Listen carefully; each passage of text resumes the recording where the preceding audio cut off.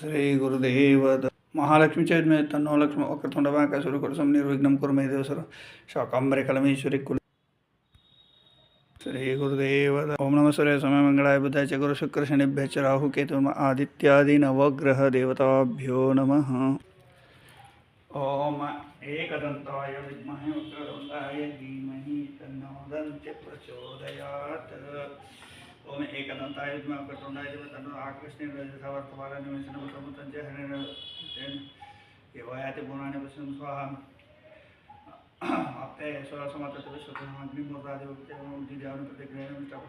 बृहस्पति जगन्मन्ये चित्रं शुक्रांचायन दिजन्तादलु सुपर्णं समग्रग्निविश्लक्षणं संपत्सरं गायनं सपतिकानं स्वकेतगुणं चतुर्षणं अर्धकाय महावीरं चंद्रायतं श्रीकरसंभूतं रामं प्रणोद अर्धकाय महावीरं चंद्रायतं श्रीकरसंभूतं रामं अर्धकाय महावीरं चंद्रायतं श्रीकरसंभूतं रामं अर्धकाय महावीरं चंद्रा